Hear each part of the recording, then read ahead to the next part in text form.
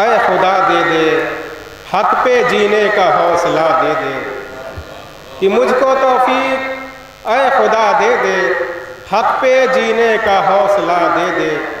زندگی پرسکون گزرے گی، زندگی پرسکون گزرے گی، صرف رہنے کو کربلا دے دے۔ آئیے حضرات، میں آواز دے رہا ہوں الحاج مولانا الحاج اظہر مری صاحب کی خدمت میں، ان کے استقبال میں بابا بلند علیہ السلام۔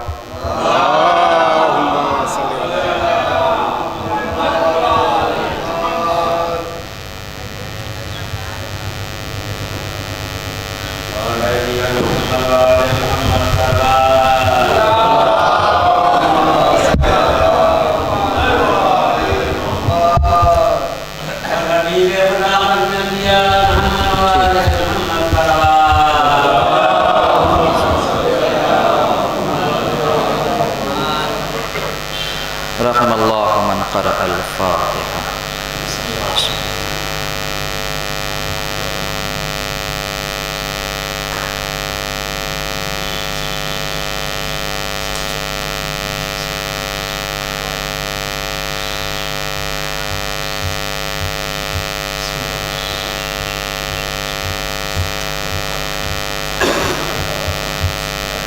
لا حول ولا قوة إلا بالله العلي العظيم۔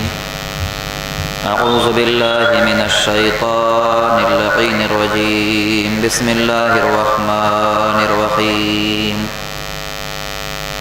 الحمد لله رب العالمين والعاقبة للمتقين، والصلاة والسلام على أشرف الأنبياء والمرسلين، سيدنا ونبينا وشفيعنا وحبيب قلوبنا وطبيب نفوسنا، مولانا ومولى الثقلين، محبوب رب المشرقين والمغربين، إمام القبلتين، سيدنا في الدارين، جد الحسن والحسين، أبي القاسم محمد،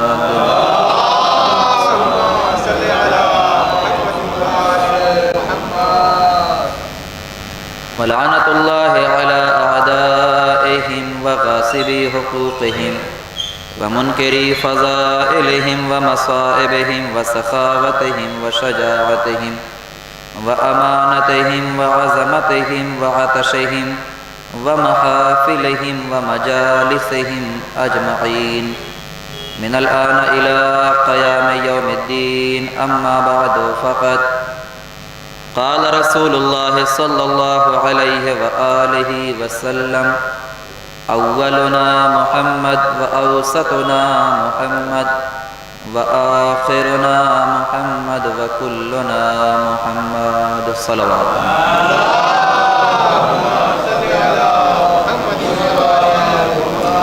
آپ حضرات سے گزارش ہے ایک مرتبہ سورہ حمد اور 3 مرتبہ سورہ توحید کی تلاوت فرما کر شبر علی خان مرحوم ابن اچھے خان صاحب کی روح کو ایصال سماعت۔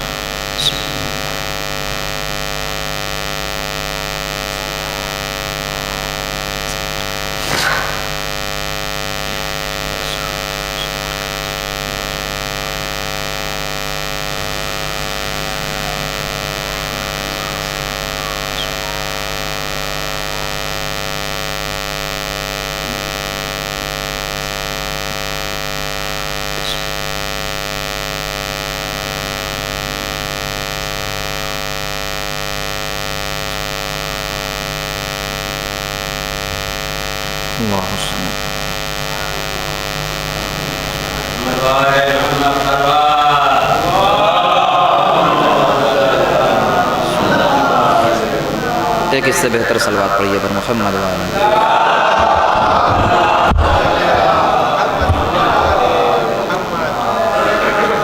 عزیزان گرامی، بزرگان مذہب و ملت، برادران ایمانی و اسلامی، یہ مجلس اعزا کہ جو بغرض ایصال ثواب منعقد کی گئی ہے، اور ایک ایسے مرحوم کے لیے منعقد کی گئی ہے کہ جس کا جوانی کے عالم میں انتقال ہوا۔ یوں تو سب جانتے ہیں، بخوبی واقف ہیں کہ جو بھی اس کائنات میں آیا ہے اسے ایک نہ ایک دن اس دنیا سے جانا ہے۔ انسانوں کی کیا بات کی جائے، یہاں تک کہ جانور، چرند پرند، جتنا جو کچھ بھی اس کائنات میں ہے اس کو ایک نہ ایک دن ختم ہونا ہے۔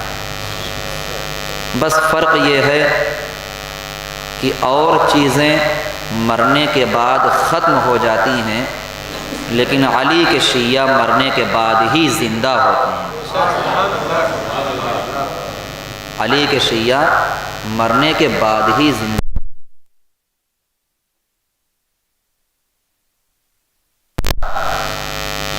سب سے بڑا مقصد اور زندگی کا سب سے بڑا محور یہ ہے کہ اس زندگی کا فائدہ کیا جس میں آنکھیں اپنے امام کو دیکھ نہ پائیں۔ لہٰذا مرنے کے بعد سب سے پہلے جو ہمیں زیارت کا شرف حاصل ہوتا ہے وہ اپنے امام کی زیارت کا شرف حاصل ہوتا ہے۔ تو گویا کہ یہ چند روزہ دنیا یہ ختم ہو جائے گی، مٹ جائے گی، جو اس میں ہے وہ بھی مٹ جائے گا، ختم ہو جائے گا، لیکن اس کے بعد جو زندگی شروع ہوتی ہے جسے ابدی زندگی کہا جاتا ہے، ہمیشہ رہنے والی زندگی کہا جاتا ہے، جس میں انسان کو کچھ کرنے کا موقع نہیں ملتا ہے بلکہ دنیا میں جو کچھ کیا ہے اسی کو دیکھنے کا موقع ملتا ہے۔ وہ افراد کہ جو ماشاءاللہ 60 سال، 70 سال، 80 سال، 90 سال کی زندگی گزار کے جاتے ہیں، ان کو بھی سوالوں کا جواب دینا ہے، اور جو لوگ عالم نوجوانی میں چلے جاتے ہیں یا عالم جوانی میں چلے جاتے ہیں ان کو بھی سوالوں کا جواب دینا ہے۔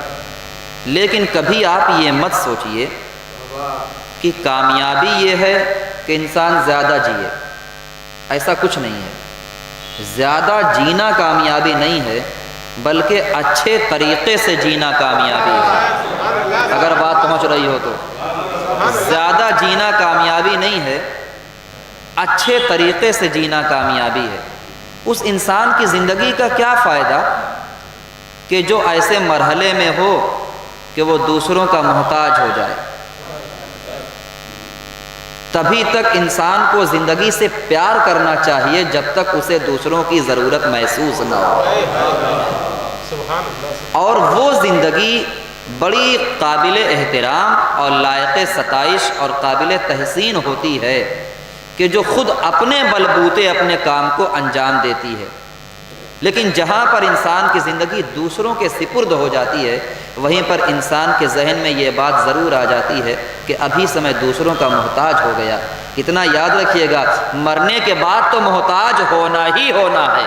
کبھی سورہ فاتحہ کے محتاج ہیں، کبھی صدقے کے محتاج ہیں، کبھی ایصال ثواب کے محتاج ہیں، کبھی خیرات کے محتاج ہیں، کبھی دعاؤں کے محتاج ہیں۔ مرنے کے بعد تو محتاج ہونا ہی ہے۔ ہمیں اور آپ کو کوشش یہ کرنا ہے کہ اس زندگی میں کسی کے محتاج نہ بننے پائیں۔ ایک صلوات پڑھیے بر محمد وآل محمد۔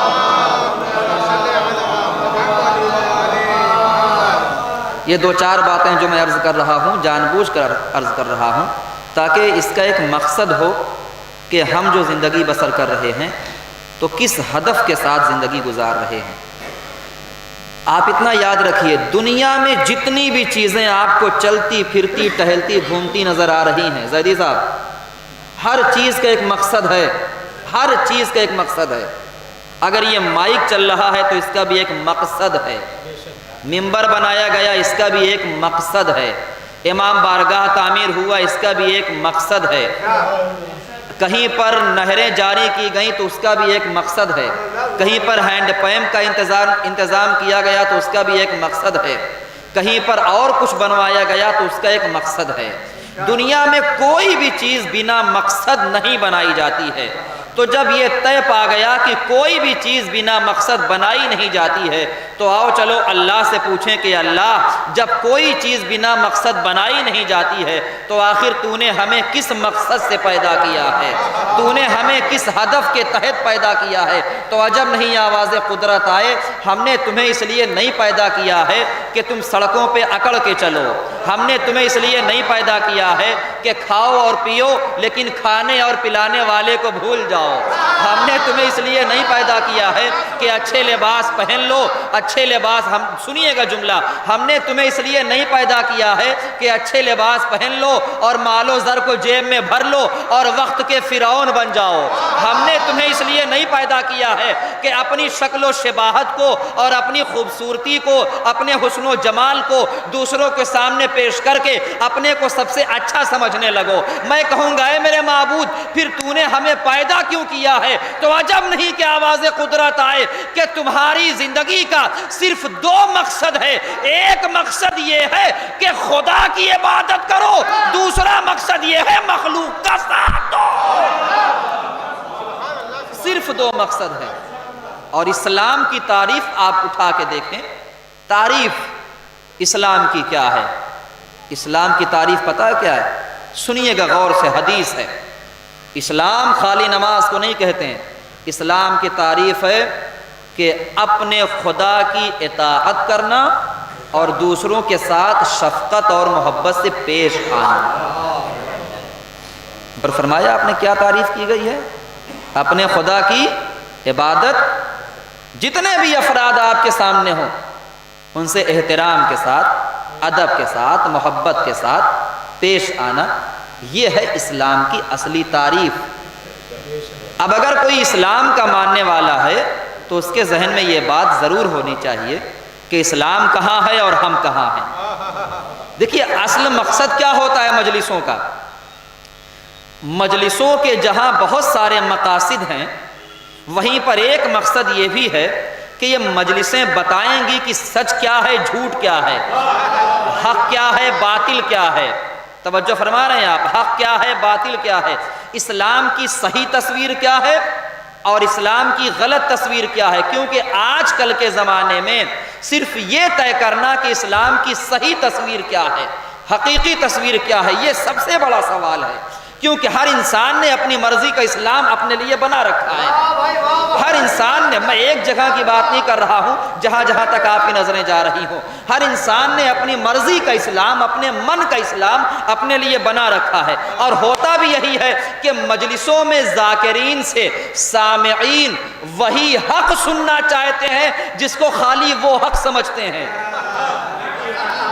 ارے میں نے کیا کہہ دیا بھائی، میں نے بڑی بات کہہ دی ہے، غور فرمائیے کہ مجلسوں کے سامعین وقت کے ذاکروں سے وہی حق بات سننا چاہتے ہیں جو حق بات انہیں اچھی لگتی ہے، اور اگر کوئی حق بات ہو لیکن ان کے خلاف ہو، اگر وہی پڑھ دی جائے تو اگلے روز چرچا ہوگا مولانا نے تو فلاں کے خلاف پڑھ دی، ہمارے خلاف پڑھ دی، یہ جملہ تو ہمارے اوپر سیٹ ہو رہا تھا، فلاں جملہ تو فلاں کے اوپر جا کر کے چپک رہا تھا۔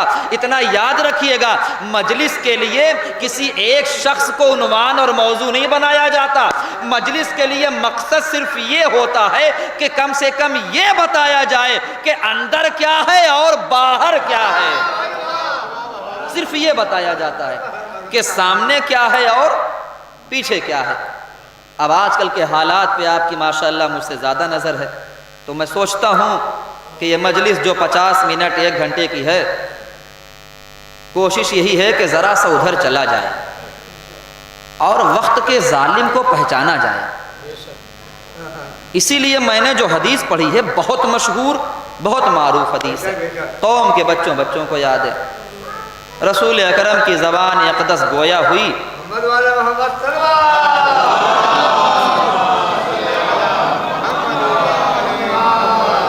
اور آپ کی زبان صداقت سے جملہ نکلا، اولنا محمد، اوسطنا محمد، آخرنا محمد و کلنا محمد۔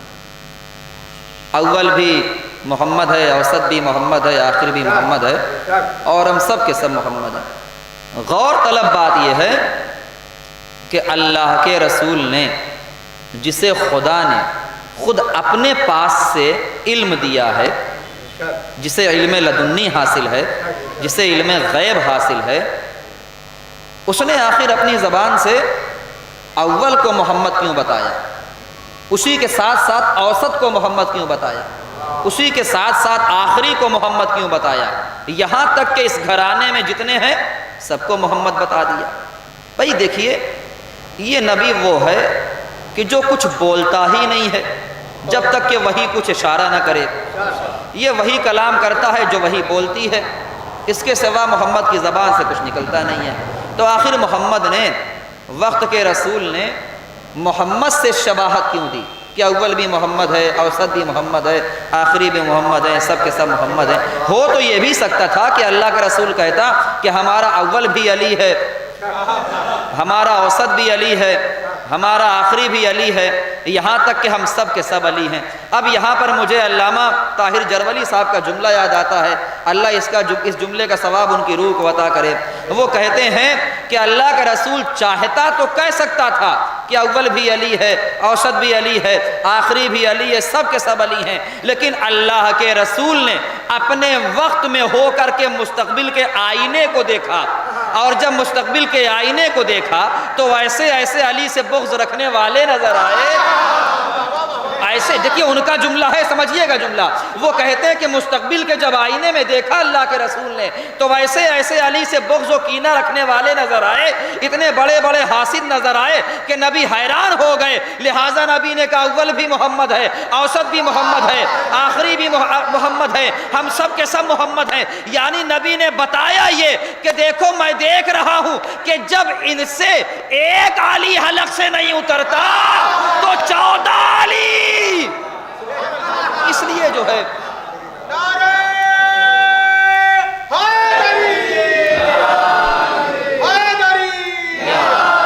محمد والے محمد صلوات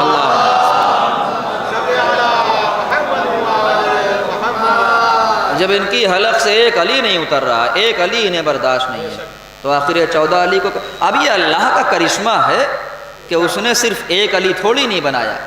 اگر آپ بائی نیم دیکھیں، بنام دیکھیں، تو خود نام جڑا ہوا ہے 4 اماموں کے ساتھ علی کا۔ 4 محمد ہیں 14 معصومین میں، 4 علی بھی ہیں۔ توجہ ہے، گویا کہ بتانا مقصد یہ تھا کہ دیکھو ابھی علی ختم نہیں ہوا ہے، ابھی بھی علی کی نسل چل رہی ہے اور یہ قیامت تک چلتی رہے گی۔ تم اپنے زام ناقص میں یہ سوچ سکتے ہو کہ ایک علی آیا تھا وہ چلا گیا، لیکن یہی چیز دربار میں نظر آئی کہ جب پوچھا گیا کہ تمہارا نام کیا ہے تو ایک قیدی جس کے ہاتھوں میں ہتھکڑیاں تھیں، سر سے لے کے پاؤں تک سامان اسیری میں جکڑا ہوا تھا، اس نے یہی کہا کہ اسمی علی، اسمی علی، میرا نام علی ہے، میرا نام علی ہے۔ اب وقت کا ملون کہتا ہے علی ہے، علی تو آج کے نہ جانے کتنے سال پہلے دنیا سے چلے گئے، تم کون سے علی ہو؟ تب میرے مولا مسکرائے اور لب گویا ہوئے تو یہ جملہ نکلا کہ تم کیا سمجھتے ہو کہ اللہ نے خالی ایک علی بنایا ہے؟ اتنا یاد رکھنا، جب جب کوئی ظالم طاقت اپنے کو اٹھانا شروع کرے گی، وقت کا علی موسیٰ بن کے کھڑا ہوتا رہے گا۔ اور یہی ہر دور میں نظر آیا، ہر دور میں نظر آیا۔ تو کوئی زمانہ علی سے خالی نہیں ہے، کوئی زمانہ ان کی نسل کے بیٹوں سے خالی نہیں ہے، ہر زمانے میں ان کے یہاں نسلیں موجود ہیں، تواتر کے ساتھ ہے۔ اب غور فرمائیے آپ، علی نے جہاں پر ہم جیسے لوگوں کو بہت ساری چیزیں سکھائی ہیں، وہیں پر علی کی 2-3 باتیں اور سن لیجیے آپ، بہت کمال کی باتیں۔ میرے مولا سے کوئی آ کے کہتا مولا وقت آخر ہے، وقت آخر، روایت سنیے گا، مولا یہ بتائیے کیا کوئی ایسی حسرت آپ کے دل میں ہے جو پوری نہ ہو پائی ہو؟ اللہ اکبر، سنیے گا، اصال ثواب کی مجلس ہے، لہذا اسی سے متعلق ہو کر کے، متصل ہو کر کے گفتگو ہے۔ مولا کوئی حسرت ایسی ہے جو کبھی پوری نہ ہو پائی ہو؟ میرے مولا نے فرمایا کہ ہاں، 2 حسرتیں میری آج تک پوری نہیں ہوئی۔ اللہ اکبر، کون کون سی 2 حسرتیں؟ سنیں میرا مجمع۔ میرے مولا فرماتے ہیں پہلی حسرت یہ ہے کہ جیسا میں عالم تھا ویسا کسی نے مجھ سے سوال نہیں کیا۔ ذرا جاگ کے سنیے اتنی بڑی بڑی باتیں۔ میرے مولا کہتے ہیں جیسا میں عالم تھا، جیسا میرے پاس علم کا سمندر تھا، ویسا کسی نے مجھ سے علم حاصل نہیں کیا، ویسا کسی نے مجھ سے سوال نہیں کیا۔ اب دوسرا جملہ سنیے، مولا دوسری حسرت کیا ہے؟ اور جملہ اگر سمجھ گئے پہلا ہی جملہ تو انشاءاللہ بہت دور تک آپ کی نظر کام کرے گی۔ پہلا یہ جیسا میں عالم ویسا کسی نے مجھ سے علمی سوال نہیں کیا۔ دوسرا یہ کہ جیسا میں غنی تھا، بہت دور تک جائیے گا میرے عزیزو، دور تک جائیے گا۔ جیسا میں غنی تھا، جیسا میں غنی تھا ویسا کسی نے مجھ سے مطالبہ نہیں کیا۔ ہم تو سمجھتے تھے کہ عالم اسلام میں غنی صرف وہ ہے جسے مسلمانوں نے خلیفہ مانا، لیکن علی نے اپنے کو غنی کہہ کر کے بتا دیا کہ دیکھو خود سے بنایا ہوا غنی وہ ہے، رسول کا بنایا ہوا غنی میں ہوں۔ خود بتا دیا ہے جیسا میں اللہ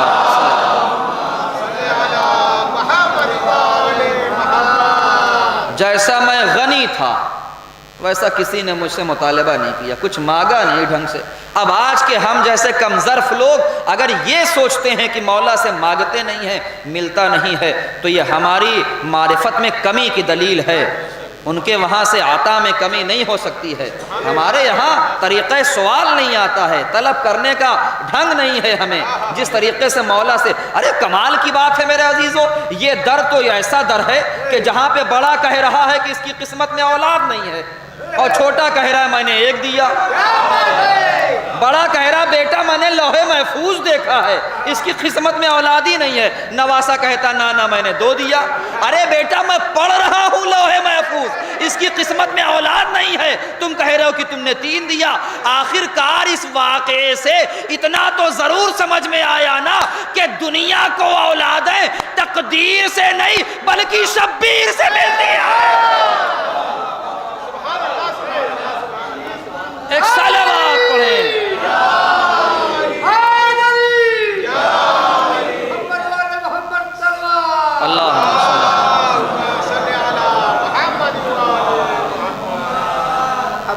اتنا تو عقیدہ ضرور مضبوط ہونا چاہیے کہ جو تقدیروں میں تبدیلی کر دے اسے شبیر کہتے ہیں، انہیں مکمل اختیار ہے۔ میں کہتا ہوں اور پھر آج کہہ رہا ہوں کہ یقیناً مقدر بڑی چیز ہے۔ مقدر کے لیے انسان کو دعا کرنی چاہیے کہ اللہ اسے اچھا سے اچھا مقدر دے، لیکن اتنا یاد رکھیے گا یہ دعا تبھی قبول ہوگی جب مقدر کو تبدیل کرنے والے پر پورا عقیدہ ہو۔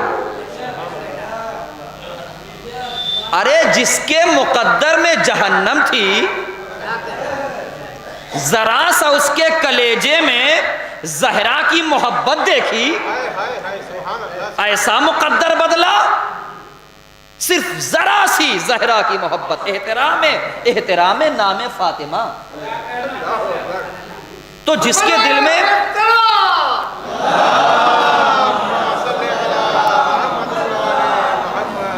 توجہ فرما رہے ہیں آپ، اب اس علی کے گھرانے سے جو کچھ ملے گا معمولی نہیں ہوگا، یا تو خود علی عطا کریں گے یا علی کے بیٹے عطا کریں گے اور علی کی بیٹیاں عطا کریں گی، یا خود علی کی زوجہ۔ آج لیٹسٹ بات کر رہا ہوں آپ کے سامنے حالات حاضرہ کے حوالے سے۔ جو لوگ ماشاءاللہ پیپر اوپر پڑھتے رہتے ہیں یا دنیاوی خبروں سے آگاہ رہتے ہیں وہ بالخصوص توجہ دیں گے مجھے، اور بہت توجہ چاہتا ہوں۔ آپ دیکھیے کہ کس کس طریقے سے ہمیں نشانہ بنایا جا رہا ہے، کس کس طریقے سے ہمیں دبایا جا رہا ہے، ہمیں پسپا کیا جا رہا ہے۔ واقعاً یہ تو بس شہزادی کی دعا ہے کہ اس قوم کو جتنا انسان جھکانا چاہ رہا ہے اتنا زیادہ ہم ابھرتے چلے جا رہے ہیں، اتنا زیادہ ہم اٹھتے چلے جا رہے ہیں، اور اگر ہم مٹ جانے والے ہوتے تو بہت پہلے ہی مٹ گئے ہوتے۔ لیکن ہمارا آج تک نہ مٹنا اس بات کی دلیل ہے کہ دیکھو ہم بھی کسی کے انتظار میں ہیں، تم بھی کسی کے انتظار میں رہو، فرق یہ رہے گا کہ ہم اس کے انتظار میں رہیں گے ہم اس کے انتظار میں رہیں گے جس کے ہاتھوں کو چومیں گے، اور تم اس کے انتظار میں بیٹھو جس کی تلوار تمہارے گلوں کو چومے گی۔ توجہ ہے؟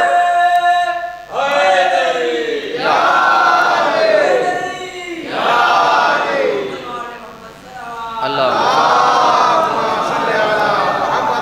ذرا سا آپ حضرات آگے تشریف لے آئیے تو مہربانی ہو گئی ہے، ذرا سا آ جائیے، جگہ خالی اچھا نہیں لگتا ہے۔ ایک صلوات اور پڑھیں بر محمد و آل محمد۔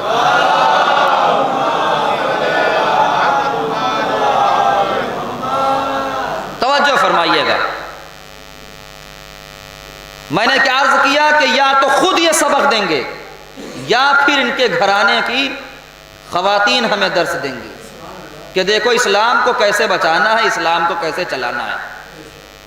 آپ نے حالات حاضرہ کے حوالے سے یہ محسوس کیا ہوگا کہ کس طریقے سے ہمارے یہاں ناموس کی عزتوں پہ حملہ کیا جا رہا ہے۔ بھائی غور فرمائیے گا اور بہت غور فرمائیے گا۔ ابھی میں ایک انٹرویو دیکھ رہا تھا، ابھی کی بات کر رہا ہوں، چند گھنٹے پہلے، ایک چھوٹی سی بچی، غور سے سنیے گا، اس سے جو ہے ایک انگریز پوچھ رہا ہے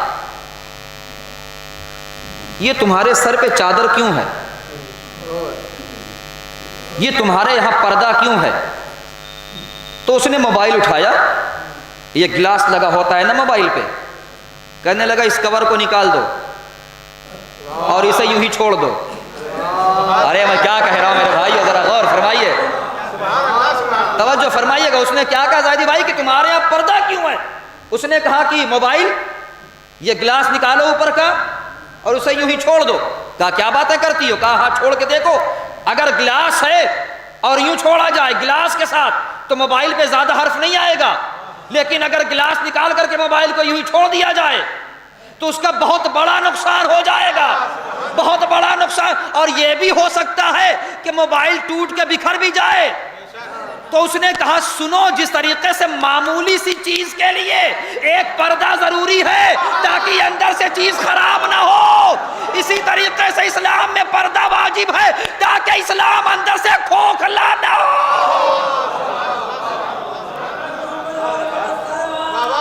اللہ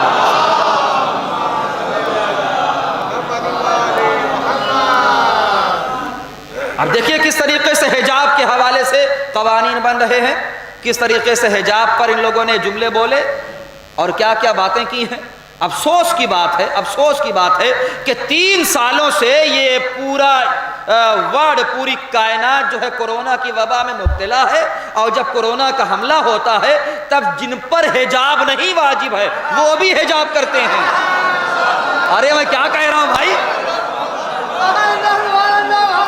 3 سالوں سے جن پر حجاب نہیں واجب ہے وہ بھی حجاب کر رہے ہیں، اور اگر ہمارے اسلام نے صنف نسواں سے حجاب کو مخصوص کر دیا تو اس میں لوگوں کو کیوں ٹھیس پہنچ رہی ہے؟ تکلیف کی کیا بات ہے؟ آپ کا حجاب پر اعتراض کرنا، حجاب کو روکنا، اس بات کی کھلی دلیل ہے کہ آپ کو حجاب سے کچھ خطرہ ہے، آپ کو حجاب سے کچھ خطرہ ہے، تبھی آپ حجاب پہ حملہ کر رہے ہیں۔ اور اتنا آپ یاد رکھیے گا، آج کل اسلام دشمن طاقتیں یہی کہتی ہوئی نظر آتی ہیں نا کہ یہ اسلام کا کیسا قانون ہے حجاب کا کہ حجاب کے اندر عورت جو ہے محدود ہو جاتی ہے، 4 دیواری کے اندر رہ جاتی ہے، ترقی نہیں کر پا۔ ارے ہم کتنی مثالیں تمہیں بتائیں کہ باحجاب عورتیں کیا کیا بن کے سامنے آئی ہیں، انہوں نے کتنی ترقیاں کی ہیں اور وقت کی کس کس بلندیوں تک پہنچی ہیں۔ تم یہ کہتے ہو کہ حجاب ترقی سے روکتا ہے، حجاب محدود کر دیتا ہے۔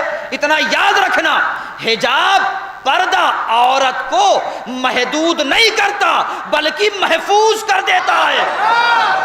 اے بھائی میں نے جملہ صرف کیا ہے، جو سمجھ گیا باواز بلند صلوات پڑھے بر محمد والا۔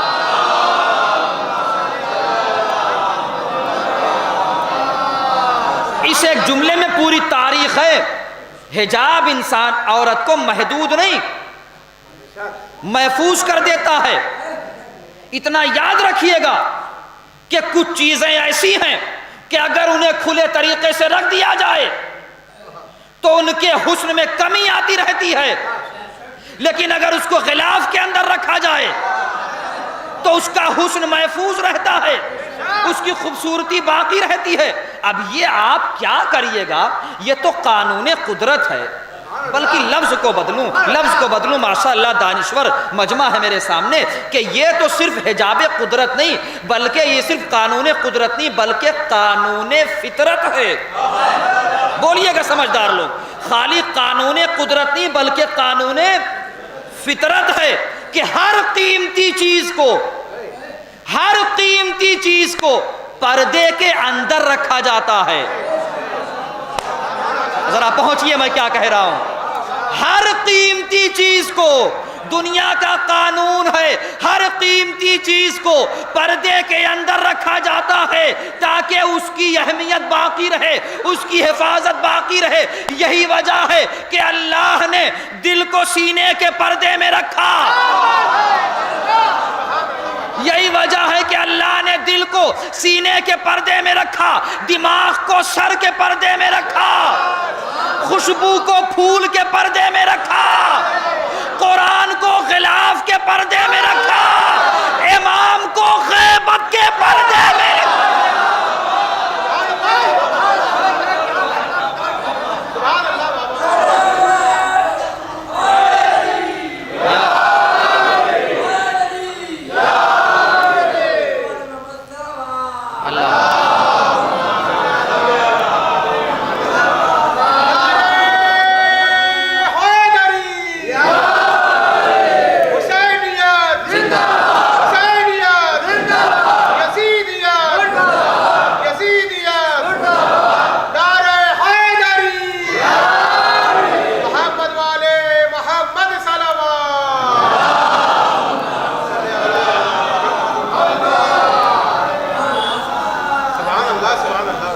ایک آدھ دو مطالب ہیں جو آپ تک پہنچانا چاہتا ہوں، کچھ باتیں ہیں جو آپ کے سپرد کرنا چاہتا ہوں۔ آپ اتنا یاد رکھیے گا کہ ہم دنیا کی خواتین کی بات نہیں کرتے، لیکن ہاں اسلامی خواتین کی، شیعہ گھرانے کی خواتین کی بات کریں گے تو یہ ضرور کہیں گے کہ آج شیعت دشمن، آج شیعوں کی دشمن طاقتیں ہماری دو چیزوں سے بہت مرعوب ہیں، بہت لرزی ہوئی ہیں، ڈری ہوئی ہیں۔ تاریخ پہ نظر رکھیے گا، ہماری دو چیزوں سے بہت ڈری ہوئی ہیں۔ اس میں ایک چیز ہے مرجعیت۔ ذرا کھل کے بولیے ایسے موقع پہ تاکہ مجھے پتا چلے کہ آپ سب مرجعیت کے لمبردار ہیں، مرجعیت کے لیے اپنی جان دینے کو تیار ہیں۔ دو طاقتوں سے بہت ڈری ہوئی ہے، ایک طاقت کا نام ہے مرجعیت اور دوسری طاقت کا نام ہے عزاداری۔ اب میں یہاں سے اپنے موضوع تک آنا چاہتا ہوں۔ ایک طاقت کا نام ہے مرجعیت، دوسری طاقت کا نام ہے عزاداری۔ اب میں پوچھنا چاہتا ہوں، یہ بتاؤ کہ تم عزاداری سے اتنا کیوں ڈرے ہوئے ہو؟ تو عجب نہیں آواز آئے، عجب کہ عزاداری ایک ایسا محاذ ہے جہاں پر خالی تمہارے مرد باہر نہیں نکلتے، بلکہ کمال تو یہ ہے، ارے جملہ سنو، خالی تمہارے مرد باہر نہیں نکلتے بلکہ کمال تو یہ ہے، عزا کا چاند نمودار ہوتے ہی عورتیں بھی اپنی چوڑیاں اتار دیتی ہیں۔ کہ اس قوم میں کتنا جذبہ ہے، اس قوم میں کتنی ہمت ہے۔ آج مجھے بتائیے، آپ بتائیے کہ عزاداری اور اس کی رونق، اچھا انصاف سے بتائیے گا جو سوال کر رہا ہوں، میرے چہرے کو دیکھ کے نہیں، کہ جن جلوسوں میں کنیزان سیدہ کا مجمع نہیں ہوتا وہاں پہ رونق نہیں نظر آتی؟ دل پہ ہاتھ رکھ کے بتائیے مجھے۔ جیسا خلوص باپردہ خواتین کے اندر ہوتا ہے ویسا خلوص کم لوگوں کے اندر نظر آتا ہے، اور یہ خلوص وہیں سے نظر آتا ہے وہیں سے اٹھتا ہے کہ جب ایک خاتون بڑی ہوتے ہوتے ہوتے ہوتے ماں بن جاتی ہے۔ جب ماں بنتی ہے تو مامتا کی اہمیت کو سمجھتی ہے، اور جب مامتا کی اہمیت کو سمجھتی ہے تو اس کے سامنے جب ایسے مناظر پیش کیے جاتے ہیں تو اس کا دل اور اس کی آنکھیں دونوں رونے لگتی ہیں۔ توجہ ہے کہ نہیں ہے؟ اب خانہ کعبہ، موضوع سے متصل ہو رہا ہوں، پھر یہ جملہ معترضہ تھا بیچ میں نے بیان کر دیا۔ اب خانہ کعبہ پہ آپ نظر ڈالیے، خانہ کعبہ آج ملبوس نظر آتا ہے، ملبوس نظر آتا ہے، اس پر ایک لباس ہے۔ اچھا کمال کی بات یہ ہے کہ جب خوشی کی تاریخیں آتی ہیں، مثلا اب تو بھائی ہمارا مہینہ ہی خوشی کا چل رہا ہے الحمدللہ، ہے نا، رجب ہے، شعبان ہے، جب خوشی کی تاریخیں آتی ہیں 13 رجب ہے، یا اس سے بڑھ کر کے 15 شعبان کی شب براءت ہوتی ہے، تو اس میں آپ نے دیکھا ہوگا کہ شیعہ حضرات کس طریقے سے اپنے گھروں کو سجاتے ہیں، بجلیاں لٹکا دیتے ہیں، وہ جو چھوٹی چھوٹی ہوتی ہیں اس کا انتظام کر دیتے ہیں، لائٹ کا انتظام کر دیتے ہیں ماشاءاللہ سے۔ تو یہ ساری چیزیں آپ اہتمامات دیکھتے ہیں نا کہ کس طریقے سے ہمارے ہاں ساری چیزوں کا انتظام ہوتا ہے خوشی کے موقع پر۔ اچھا مجھے بتائیے، یہ جو آپ نے ہری بھری بجلیوں کی لڑیاں لٹکا دیں، یہ کب تک لٹکائے رہتے ہیں؟ کب تک لگائے رہتے ہیں بتائیے؟ اگر شب 15 میں لگی تو کیا مطلب اگلے سال تک چلے گی؟ نہیں، ادھر 15 کی تاریخ گزری، 16 17 2-3 دن مان لیجئے، اور پھر اس کے بعد نکال کر کے رکھ دیا جاتا ہے۔ یہ ہے خوشی جو ہم مناتے ہیں، کہ ہم جب خوشی مناتے ہیں تو اپنے سجے سجائے گھر کو الگ سے سجانے کے لیے بجلیوں کی لڑیاں لٹکا دیتے ہیں۔ کچھ سمجھ رہے ہیں میں کہاں لے کے جا رہا ہوں آپ کو؟ کہ یہ ہمارا گھر ہے، ہمارا، جس گھر کے ہم مالک ہیں، جس گھر کے ہم مکین ہیں، اس مکان کو سجانے کے لیے بجلیوں کی لڑیاں صرف 2 یا 3 دن لٹکاتے ہیں۔ چلو خدا سے پوچھیں، اے خدا آخر تو نے اپنے گھر کو ابھی تک سجایا کیوں ہے؟ ارے ذرا جاگیے گا میں کیا کہہ رہا ہوں، ذرا غور فرمائیے گا میں کیا کہہ رہا ہوں بھائی، شاید ایک نئی فکر دے دوں آج آپ کو۔ آئیے خدا سے پوچھیں میرے معبود، یہ تیرا گھر جو جناب ابراہیم و اسماعیل نے بنایا، اتنا مقدس گھر بنایا کہ جانے کے لیے نہ جانے کتنی شرطیں ہیں، اسے ہاتھ کوئی لگا نہیں سکتا اتنی آسانی سے جب تک جم غفیر کو پار کرتا ہوا وہاں تک پہنچ نہ جائے۔ اے میرے معبود، اتنا مقدس تیرا گھر جس پر تیرا نور نازل ہو، جس پر تیری رحمت نازل ہو، جس پر تیری عطا نازل ہو، جس پر تیری نظر خاص ہو، اس گھر کو جب تو نے سجایا تو آخر یہ تو بتا دے، ہم جب اپنے گھروں کو سجاتے ہیں تو کبھی بھی کالے پرچم سے نہیں سجاتے، کبھی بھی ہم اس طرح کے رنگ سے نہیں سجاتے، لیکن جب تو نے اپنے گھر کو سجایا تو آخر کالے غلاف سے کیوں سجایا؟ قریب لا رہا ہوں آپ کے ذہنوں کو، آخر تو نے اپنے گھر کے اوپر یہ کالا غلاف کیوں سجوایا؟ تو عجب نہیں کہ خدا آواز دے، میں نے خانہ کعبہ کے اوپر کالا غلاف اس لیے چڑھایا تاکہ جو لوگ عزاداری میں کالے رنگ کو بدعت کہتے ہیں جب وہ حج کرنے جائے۔ بھائی بہت دور سے لا رہا ہوں بات، ایک صلوات تو پڑھیے پر محمد والے محمد۔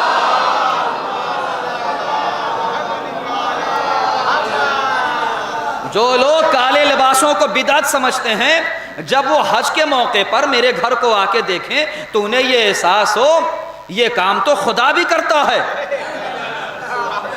یہ تو خدا کی سنت ہے، یہ تو قانون الہیہ ہے کہ دیکھو ہم بھی کالا لباس پہنتے ہیں، ہم نے بھی اپنے گھر کے اوپر کالا لباس چڑھا رکھا ہے۔ ایک شاعر نے ایک بات کہہ دی ہے، اگر مجمع سمجھے گا تو مجھے بتا دے گا ضرور۔ وہ کہتا ہے کہ اوڑھ لی کیوں خانہ کعبہ نے پوشاک سیاہ، شورا سے توجہ، اوڑھ لی کیوں خانہ کعبہ نے پوشاک سیاہ، کیا خدا کے گھر میں بھی رسم ازاں چلنے لگی؟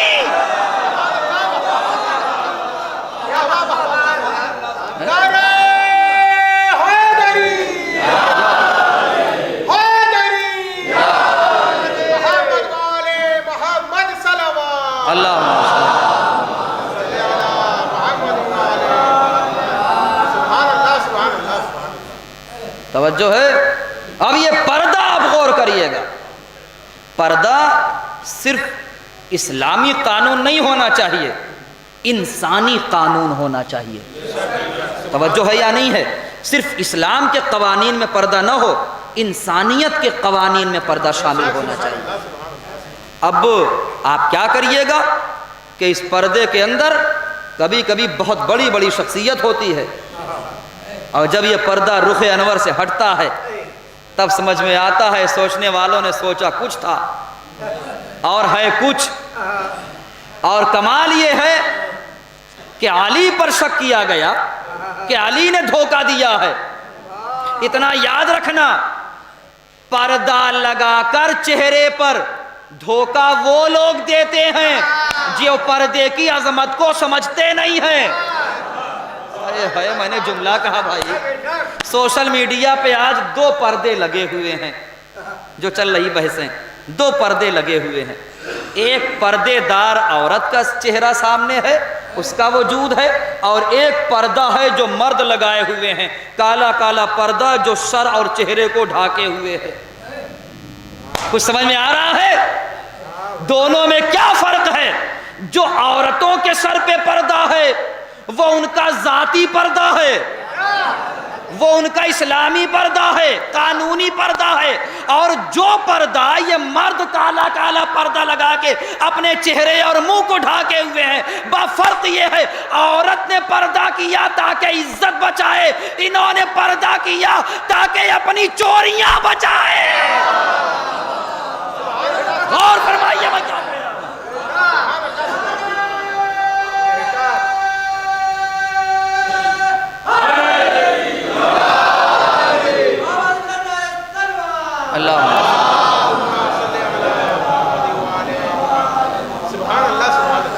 توجہ ہے. علی نے دھوکہ دیا.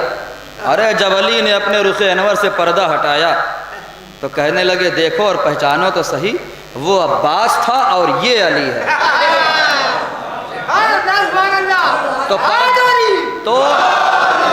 تو پردہ ہمارے یہاں دھوکہ نہیں ہے جی، اتنا یاد رکھیے گا.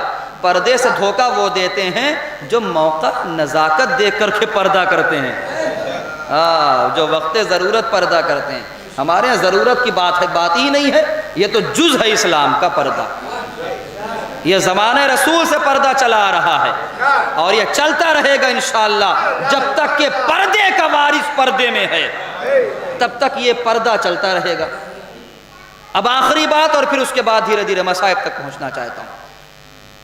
پھر یہاں پر مولا کی حدیث کا سہارا لوں گا. مولا کہتے ہیں کہ کچھ لوگ ایسے ہیں، کچھ لوگ کیا، الناس، الف لام داخل کیا یعنی سب کو شامل کیا. لوگوں کا مزاج یہ ہے کہ وہ جس چیز کو نہیں جانتے ہیں اس کے دشمن بن جاتے ہیں. جس چیز کو نہیں جانتے، جس حقیقت سے ناواقف ہیں، اس کے دشمن بن جاتے ہیں. یہ لوگوں کا مزاج، الناس اعداء ما جہلوا، جس سے ناواقف اس کے دشمن بن گئے. مولا نے کہا یہ لوگوں کا مزاج ہے. اب آپ اگر اس کا منظر تلاش کرنا چاہتے ہیں تو آئیے میں آپ کو دکھاتا ہوں کہ جو بھی انسان جس حقیقت کو نہیں جانتا اس کے مزاج میں یہ بات آ جاتی ہے کہ وہ اس کے اوپر کٹ حجتی کرنے لگتا ہے، بحث کرنے لگتا ہے. اب ایک نام ہے ابو جہل کا، اس نے بھی رسول اللہ سے بڑی بحثیں کی ہیں. تو مجھے کہنے دیجئے کہ جس کلمے کا انسان دشمن ہوتا ہے، ناواقف ہوتا ہے، اس کا دشمن بن جاتا ہے. ابو جہل لا الہ الا اللہ کی حقیقت کو نہیں سمجھتا تھا تو لا الہ الا اللہ کا دشمن بن گیا. ابو لہب محمد الرسول اللہ کی حقیقت کو نہیں سمجھ سکتا تھا تو وہ محمد رسول اللہ کا دشمن بن گیا. اب میں آپ کو یہیں بیٹھے بیٹھے کتنے نام ایسے گناؤں جو علی ولی اللہ کی اہمیت کو نہیں جانتے، اور جب نہیں جانتے تو پھر اس کے دشمن بن جاتے ہیں، اس کے دشمن بن جاتے ہیں. بھائی علی کو سمجھنا، میرا جملہ رائے گا نہ ہونے پائے، علی کو سمجھنا اتنا معمولی کام نہیں ہے. دیکھیے کسی بھی چیز پر اعتراض کرنا بہت آسان ہوتا ہے. یہ آپ سیدھا سادہ جملہ یاد رکھیے، آپ بھی کہہ سکتے ہیں، میں بھی، ارے یہ کیسے ہو گیا، ختم ہو گئی بات. لیکن اس کی جب حقیقت اور گہرائی میں آپ جائیں گے تب آپ کو پتہ چلے گا بات تو بہت بڑی ہے. اب آپ غور کریے، ایک انسان اگر مجلس پڑھے گا تو مجمعی کے سامنے تو مجلس پڑھے گا بھائی. ابھی پورا امام باڑہ خالی ہو جائے تو ہم اکیلے یہاں مجلس پڑھ کے کیا کریں گے؟ یا تو پھر خدا نہ خواستہ کورونا والے حالات ہوں، آن لائن مجلس پڑھی جائے، یہی ایک صورت ہے، اس کے علاوہ دوسری کوئی صورت ہی نہیں ہے. تو جب مجلس پڑھی جائے گی شرط کیا ہے؟ کہ مجمع ہو، جسے سنایا جائے، یعنی سامعین ہوں تب خطیب خطابت کرے گا، تب ذاکر ذاکری کرے گا، تب پڑھنے والا کچھ پڑھے گا. اب میں آپ کو ایک روایت دکھا رہا ہوں. کبھی آپ نے دیکھا کسی کو کہ جو تالاب کے پاس جا کے تالاب سے باتیں کر رہا ہو؟ کبھی آپ نے کسی عاشق کو دیکھا جو پیڑ کے پاس جا کے پیڑ سے بات کر رہا ہو؟ نہیں نا. لیکن ایک منظر آپ کو دکھاتا ہوں آج. کائنات کا سب سے بڑا انسان بعد از رسول، جس کا نام تاریخ نے علی لکھا ہے. ہم ادھر ادھر تو مولا کی فضیلتیں پڑھتے نہیں، اور میرے مولا نے سنیے خطابت کہاں کی ہے، مجلس کہاں پڑھی ہے. میں نے کہا نا مجلس کے لیے مجمع ہونا چاہیے تب مجلس پڑھی جائے گی. میرے مولا جب امام نے خاموشی اختیار کی حالات کو دیکھتے ہوئے، جانتے ہیں نا آپ کہ امام نے 25 سالہ خاموشی اختیار کی تھی، ہے نا. اس 25 سالہ خاموشی میں امام کس سے کہتے کہ تم میری مجلس سنو؟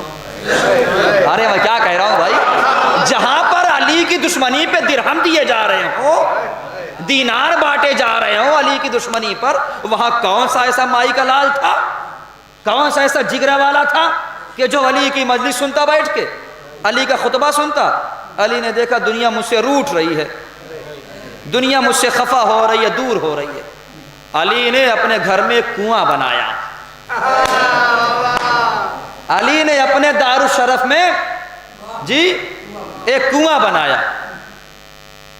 وہ باہری حصے میں تھا، اور علی روزانہ صبح و شام کنویں میں یوں جھانکتے تھے اور لب ہلتے تھے اور کچھ پڑھتے تھے.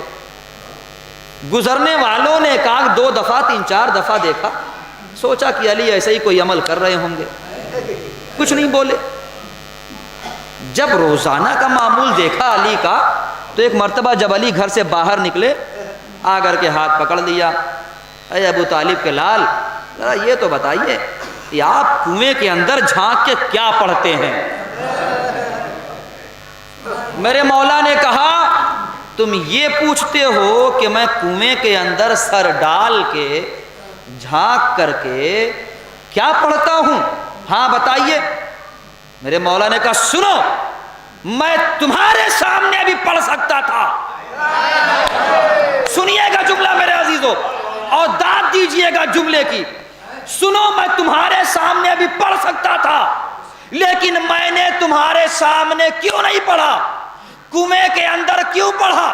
اس کی بنیادی وجہ یہ ہے کہ علی کی فضیلت کو سمجھنے کے لیے ظرف کا امانت دار ہونا چاہیے. ارے یار میں نے جملہ پڑھا ہے. علی کی فضیلت کو سمجھنے کے لیے، ہضم کرنے کے لیے ظرف کا امانت دار ہونا چاہیے. تمہارے ظرفوں میں اتنی امانت داری نہیں ہے فی الحال کہ تم مجھ علی کی فضیلت سنو، کیونکہ تم سب زروں پہ بکے ہوئے ہو. تو مولا آپ نے یہ راستہ اختیار کیا کہ آپ کنویں کو سنا رہے ہیں؟ کہا ہاں، اس وقت تمام لوگوں سے زیادہ فضیلت اس کنویں کی ہے جو میری فضیلت کو اپنے اندر جمع کر رہا ہے، جو میری فضیلت کو اپنے اندر جمع کر رہا ہے. سائل بڑا ہوشیار تھا، بڑا زیرک اور چالاک تھا. وہ کہتا مولا یہ بتائیے اگر ہم سے بیان کرتے تو ہم 2-4 سے بیان کرتے، وہ 2-4 اور 2-4 سے بیان کرتے، تو نہ جانے کتنے لوگوں کو آپ کی فضیلت معلوم ہو جاتی. یہ آپ جو کنویں کو سنا رہے ہیں، یہ کنواں کس سے بیان کر، قربان جاؤں علی پہ، یہ کنواں کس سے بیان کرے گا؟ علی نے کہا سن، کیا تو نے وہ آیت اور روایت نہیں سنی ہے کہ ارشاد ہوتا ہے جب قیامت آئے گی تو زمین اپنے خزانے اگلے گی؟ ارے بھائی کیا سن رہے ہیں آپ؟ کیا تو نے یہ روایت نہیں سنی کہ جب قیامت آئے گی تو زمین اپنے خزانے اگلے گی؟ اتنا یاد رکھنا، یہ زمین میں کوئی خزانہ نہیں ہے. جو فضیلت میں آج کنویں کو سنا رہا ہوں، یہی قیامت کے دن بولتا ہوا نظر یہی قیامت کے دن بولتا ہوا نظر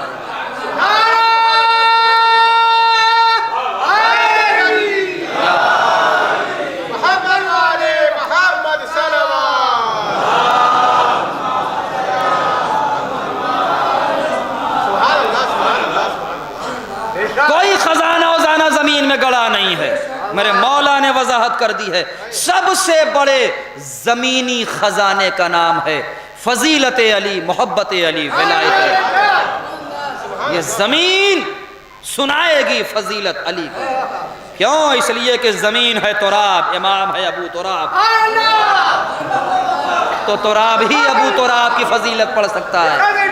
بیٹے پر ہی زیب دیتا ہے کہ وہ کہے میرا باپ ایسا ہے.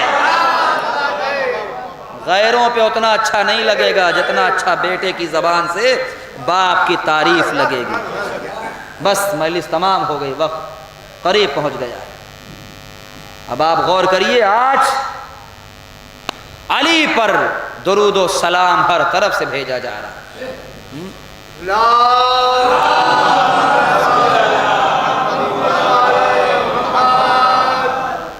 یہ اپنے اپنے تقدیر اور مقدر کی بات ہے کہ کس نے کس کو چاہا، کس نے کس کو چاہا. میں ایسے موقع پہ اللہ کا لاکھ لاکھ شکر ادا کرتا ہوں کہ ہم نے اسے چاہا ہے جس نے ہمارے سر کو فخر سے بلند کر دیا. یہاں پر لعنت کا گزر نہیں ہے، یہاں پر برے الفاظ کا گزر نہیں ہے، یہاں پہ صرف اور صرف رحمتیں ہیں، صلوات ہیں، درود ہیں، سلام ہے. اس کے علاوہ کچھ نہیں یہاں پہ. اور اتنا یاد رکھنا، جو کچھ چاہیے آپ کو یا ہمیں وہ قرآن دے گا. پوری دنیا علی سے منہ موڑ لے مگر قرآن علی سے منہ نہیں موڑے.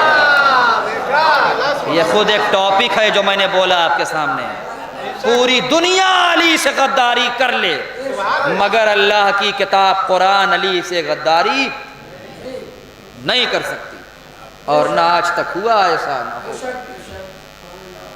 لعنتیں بھی لوگوں تک پہنچیں، اس کا معیار قرآن نے بتایا کہ لعنت کے لیے معیار کیا ہے اور رحمت کے لیے معیار کیا ہے. آج آپ جب فرعون کا نام سنتے ہیں تو خوش ہوتے ہیں، لعنت کرتے ہیں نا.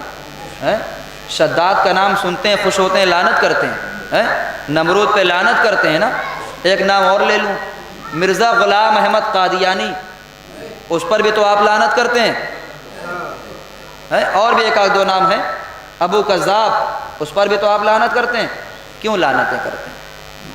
کیوں لعنت کرتے ہیں فرعون پہ؟ قرآن کہہ رہا ہے کہ فرعون پہ لعنت اس لیے، شداد پہ لعنت اس لیے، نمرود پہ لعنت اس لیے، فلاں فلاں فلاں پہ. قرآن پڑھ رہا ہوں. لعنت اس لیے ہے کہ انہوں نے اپنے کو وہ بنا دیا تھا جو تھے نہیں. انہوں نے اپنے کو وہ سمجھ رکھا تھا. دیکھیے بہت محترم مجمع میرے سامنے، میں نے جان بوجھ کے آپ لوگوں کو دیکھتے ہوئے بھائی چھیڑی ہے. ماشاءاللہ آپ لوگ علمی باتیں سنتے ہیں. قرآن نے یہ نظریہ دیا ہے کہ لعنت اس پر جائے گی کہ جو ہو کچھ اور سمجھ بیٹھے اپنے کو کچھ. تو پتا چلا قانون بن گیا، جو خدا نہ ہو اور خدا بن بیٹھے. ارے ذرا بولیے گا میں کیا کہہ رہا ہوں، ذرا بولو پیچھے والو بھائیو. جو خدا نہ ہو اور خدا بن بیٹھے اس پر بھی لعنت. جو نبی نہ ہو نبی بن بیٹھے اس پر بھی لعنت. ارے جو خلیفہ نہ ہو خلیفہ بن بیٹھے. میں قرآن پڑھ رہا ہوں. یہ قرآنی باتیں ہیں بھیا، یہ ایسی ویسی بات نہیں ہے، قانون بن گیا۔ تو اب یہاں سے ذرا سا اپنے بارے میں بھی ہم سن لیں۔ یہ تو ان کی باتیں تھیں جو خدا نہیں تھے خدا بن بیٹھے، نبی نہیں تھے نبی بن بیٹھے، خلیفہ نہیں تھے خلیفہ بن بیٹھے، تو وہ لعنت کے ہار اپنے گلے میں ڈلوا لیے۔ اسی طریقے سے جو سید نہ ہو، ہائے ہائے ہائے، ارے میں کیا کہہ رہا ہوں بھائی، جو سید نہ ہو اور سید بن بیٹھے اس پر بھی لعنت۔ اور جملہ سنیے گا، جس کا کردار اچھا نہ ہو اور امام کی زمینوں کا مالک بن بیٹھے،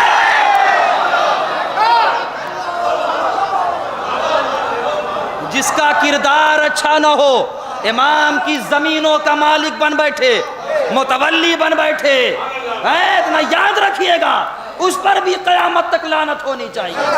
اس لیے کہ امام سے متعلق اور وابستہ جتنی چیزیں ہیں ان تک پہنچنے کے لیے چاہے کچھ ہو یا نہ ہو، کردار ضرور ہونا چاہیے۔ بس مجلس ہو گئی میرے عزیز، کردار ہے تو امام ہمیں قبول کریں گے، اور اگر کردار نہیں ہے کچھ بھی کر لیں، امام ہمیں قبول نہیں کرنے والے ہیں۔ مجلسوں کا ایک مقصد یہی ہے، مقاصد میں سے ایک مقصد یہی ہے کہ کردار سازی ہو سکے، ہم اپنا تزکیہ کر سکیں، اپنے کو سنبھل کے قدم آگے بڑھائیں کہ امام کے قدم کہاں اٹھتے تھے اور ہمارے قدم کہاں جا رہے ہیں، امام کیا بولتے تھے اور ہم کیا بک رہے ہیں۔ جس دن انسان کے اندر یہ خیال پیدا ہو گیا تو وہ کھانے میں تو لذت تلاش کرے گا مگر مجلسوں میں لذت نہیں تلاش کرے گا۔ تاریخی جملہ تھا، اس کو سمجھیے گا۔ لوگوں نے مجلسوں کو ڈش سمجھ رکھا ہے، جیسے اماں اور بھائی بہنوں نے مل کر کے کوئی کھانا بنایا ہو، بھابھیوں نے چچیوں نے، اور پھر اس کے بعد کہیں نمک کم ہے نمک زیادہ ہے ٹیسٹ نہیں ہے، یہ ہے۔ ارے یہ مجلس ہے بھائی، کوئی گھر کا کھانا نہیں ہے، یہاں کوئی ٹیسٹ نہیں ہے، یہاں صرف ایک ٹیسٹ ہے جو جنت کا مزہ دیتا ہے، بس۔ اگر یہ مجلس بتا رہی ہے تمہیں کہ تمہیں کیا بننا چاہیے اور کیا ہو، تو یہی مجلس کا ٹیسٹ اور ذائقہ ہے، بس بات تمام ہو گئی۔ ایک باپ کی حیثیت سے ضعیفی کے سن میں جناب اچھے خان دادا تشریف فرما ہے، خدا آپ کو صبر جمیل عطا فرمائے، صبر جمیل عطا فرمائے۔ یقیناً میں دل پہ ہاتھ رکھ کے کہہ رہا ہوں، ایک انسان کی زندگی کا سب سے بڑا غم یہ ہے کہ اس کا بیٹا اسے اکیلا چھوڑ دے، اس کا بیٹا اسے چھوڑ کے چلا جائے۔ میرے امام سے پوچھا گیا کہ مولا یہ بتائیے ایک باپ کے لیے سب سے بڑی بات کیا ہے؟ امام مسکرائے اور مسکرا کے فرمایا، ایک باپ کے لیے سب سے بڑی چیز یہ ہے کہ اس کا بیٹا اس کی نگاہوں کے سامنے رہے۔ پھر سائل سوال کرتا ہے، مولا ایک باپ کے لیے سب سے بڑا غم کیا ہے؟ مولا کہتے ہیں ایک باپ کے لیے سب سے بڑا غم یہ ہے کہ ایک باپ اپنے بیٹے کا جنازہ اٹھائے۔ اللہ اکبر، اجرکم اللہ، جزاک اللہ، آنکھیں نم ہو گئی ہیں آپ کی۔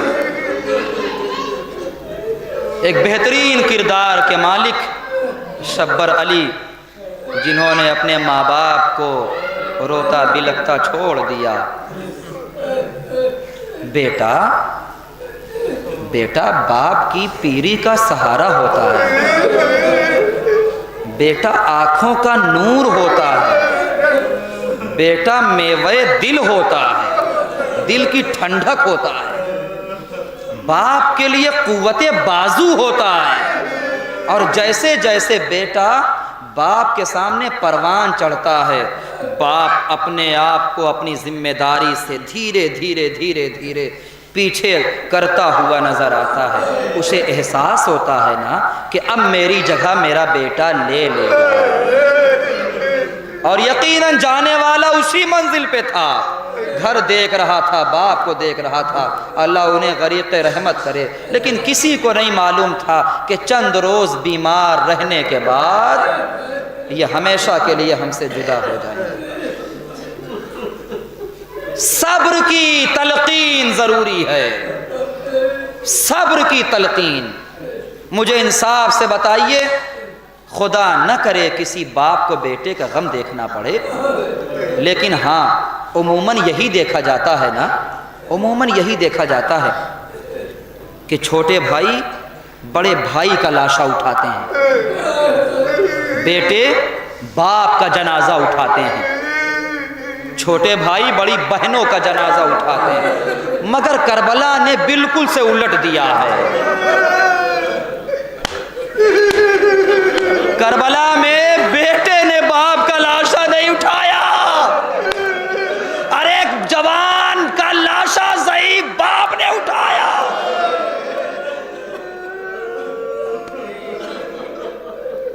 دستور یہ ہے کہ چھوٹا بھائی بڑے کا لاشا اٹھائے گا۔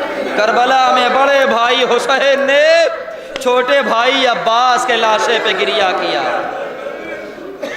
دستور یہ ہے کہ بڑی بہنوں کا چھوٹا بھائی لاشا اٹھاتا ہے، لیکن زندان شام میں ایک لاغر امام نے اپنے ہاتھوں سے چھوٹی بہن کے جنازے کو اٹھایا۔ اللہ اکبر۔ خدا کوئی غم نہ دے سوائے غم مظلوم کربلا کے۔ میں صرف ایک باپ اور بیٹے کی محبت پڑھوں گا، اس کے علاوہ کچھ نہیں پڑھوں گا، بس دو چار جملے سن لیجئے 2-4 منٹ کے اندر۔ کربلا میں جو کچھ مصائب آپ سنتے رہتے ہیں، میں اس سے ذرا سا ہٹ کے گفتگو کرنا چاہتا ہوں۔ کربلا میں جب علی اکبر گھوڑے سے گرے ہیں اور حسین علی اکبر کی لاش پہ پہنچے، تو یہ بات کون بتائے گا؟ راوی بتائے گا نا۔ راوی نے بتایا ہے کہ حسین 72 جگہ گرے ہیں، 72 جگہ گرتے پڑتے میرے مولا اپنے لال کے جنازے پہ پہنچے۔ اچھا مجھے بتا دو، جملہ سمجھ جاؤ گے تو ماں بہنوں کی بھی آوازیں بلند ہوں گی، آپ بھی آوازیں بلند گریہ کرے گا۔ یہ باہر کی بات تھی نا، تو راوی نے بتایا کہ ایک باپ کتنی مرتبہ گرا، اندر کی بات کون بتائے گا کہ لیلا کتنی مرتبہ گری، زینب کتنی مرتبہ گری۔ اجرکم اللہ، جزاک اللہ، جزاک اللہ۔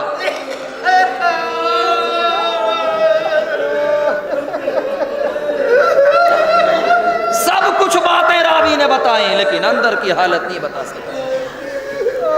بس گرتے ہوئے آواز دی۔ ذرا محبت دیکھیے گا باپ کی محبت بیٹے کے لیے۔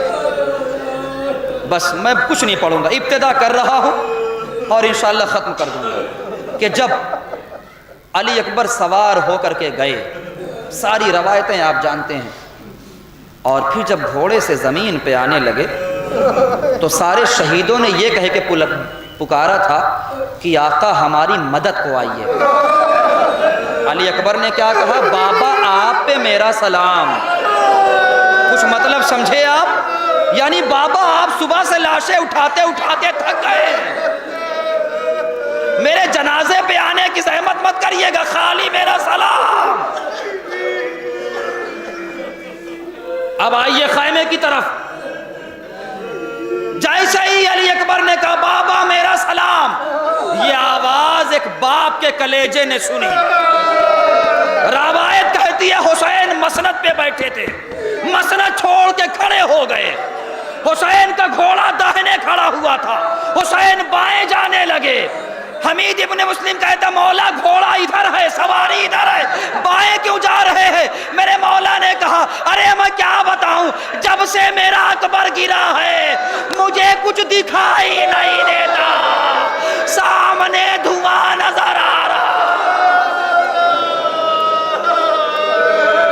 اجرکم اللہ، جزاک اللہ، جزاک اللہ۔ آخری جملہ مجلس کو تمام کر رہا ہوں، خدا آپ کی آوازوں پہ رحمتیں نازل کرے۔ آپ کو کوئی غم نہ دے سوائے غم مظلوم کربلا کے۔ حسین کسی طریقے سے یا علی کا سہارا لیتے ہوئے اپنے کڑیل نوجوان علی اکبر کے لاشے پر پہنچے۔ ساری روایتوں کو چھوڑ دیا، بس گفتگو سناتا ہوں اور مجلس تمام ہے۔ ایک باپ نے بیٹے سے کیا گفتگو کی، خالی یہ سن لیجیے۔ عالم یہ ہے کہ نوجوان اور حسین بیٹا جس کے لیے زینب نے کہا تھا کہ بھیا ایک بات کہوں محسوس نہ کریے گا، کہو بہنا۔ زینب نے کہا بھیا میں نے اپنے لال کو 18 برس پالا ہے لیکن جسم پہ کہیں خراش نہیں آئی ہے، ایک وعدہ لو تو اپنے لال کو دے دوں، وعدہ کرو کہ جب تک تمہارے پاس رہے گا ہمیشہ سلامت رہے گا، کوئی آنچ نہیں آئے گی۔ اس نوجوان بیٹے کی لاش پہ جب پہنچے تو عالم یہ ہے کہ اس کا سر اپنے زانوں پہ رکھے ہوئے ہیں اور سینے پہ ایک بڑا نیزہ لگا ہوا ہے۔ صرف گفتگو پڑھتا ہوں، مجلس تمام کر رہا ہوں۔ ہاتھوں سے نیزہ پکڑا، چاہتے ہیں کہ نیزہ کھینچیں۔ ایک مرتبہ اکبر کو دیکھتے ہیں، ایک مرتبہ ہاتھوں کو دیکھتے ہیں، ایک مرتبہ پھر اکبر کے چہرے کو دیکھتے ہیں، پھر ایک مرتبہ ہاتھوں کو دیکھتے ہیں۔ آسمان کی طرف سر اٹھایا، پھر نجف کا رخ کیا، اپنے بابا کو بلایا۔ میں صرف گفتگو پڑھوں گا، اور جیسے ہی نیزہ کھینچا علی اکبر کا کلیجہ باہر آیا۔ علی اکبر نے کہا اے بابا اتنا یاد رکھیے گا، جو نیزہ کھینچا ہے نا میں نہیں ہلا ہوں، زمین کربلا بابا زلزلہ آ گیا۔ اے بابا وہ دیکھیے ابراہیم، وہ دیکھیے دادا، وہ دیکھیے نانا رسول اللہ، میرے سامنے دادی فاطمہ زہرا۔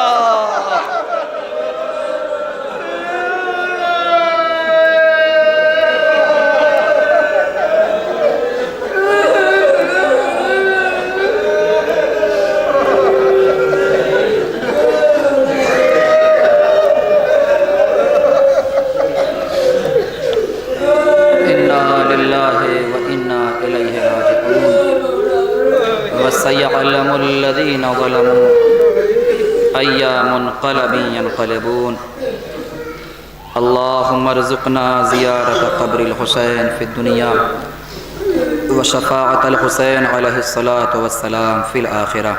یا اللہ اس مجلس عزا کو قبول فرما، ہمیں جو پریشان حال ہیں ان کی پریشانیوں کو دور فرما، ہم سب کے نیک دلی حاجات کو پورا فرما۔ یا اللہ تو مزارات مقدسہ کی حفاظت فرما۔ یا اللہ دنیا میں جہاں جہاں بھی شیعان حیدر کرار ہیں سب کی جان و مال عزت آبرو کی حفاظت فرما۔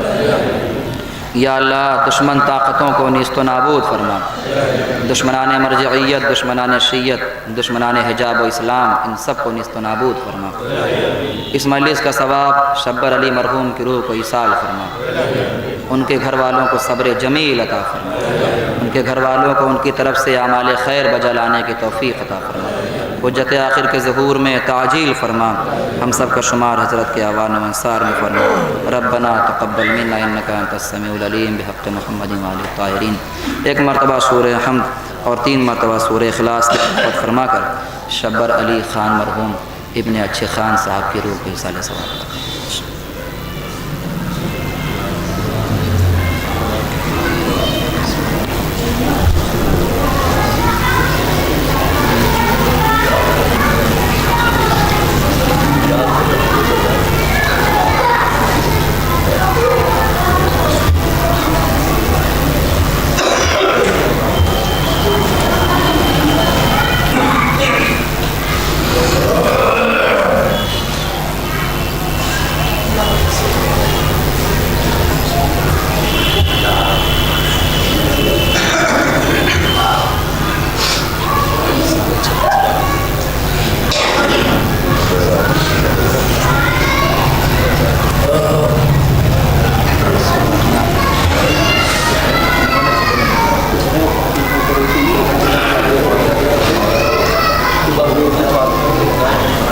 اگر نہ آیا ہو تو گھر پہ کر دیں گے، کوئی دقت نہیں، ابھی گھر پہ کر دیں گے، ٹھیک ہے؟ نہیں سورہ فاتحہ پڑھنا ہے تو میں نے کہا کچھ منگایا جس پہ فاتحہ پڑھنا ہے۔ اگر یہاں نہیں انتظام ہو پایا ہے گھر پہ پڑھ دیں گے. چلیے مناسب گھر پہ چلیے زیارت پڑھ لیجیے. السلام علیکم یا ابا عبداللہ، السلام علیکم یا ابن رسول اللہ، السلام علیکم وعلی جدک و ابیک، السلام علیکم وعلی امک و اخیک، السلام علیکم ورحمۃ اللہ وبرکاتہ، السلام علیکم یا غریب الغرباء، السلام علیکم یا معین الضعفاء والفقراء، السلام علیکم یا شمس الشموس و یا انیس النفوس ایھا المدفون بارض توس، السلام علیکم یا ابا الحسن علی ابن موسی الرضا ورحمۃ اللہ وبرکاتہ، السلام علیکم یا مولانا یا صاحب العصر والزمان، الامان الامان الامان، السلام علیکم یا خلیفۃ الرحمن، السلام علیکم یا مظہر الایمان، السلام علیکم یا شریک القرآن، عجل اللہ تعالی فرجک وسہل اللہ تعالی مخرجک وظہورک ورحمۃ اللہ وبرکاتہ.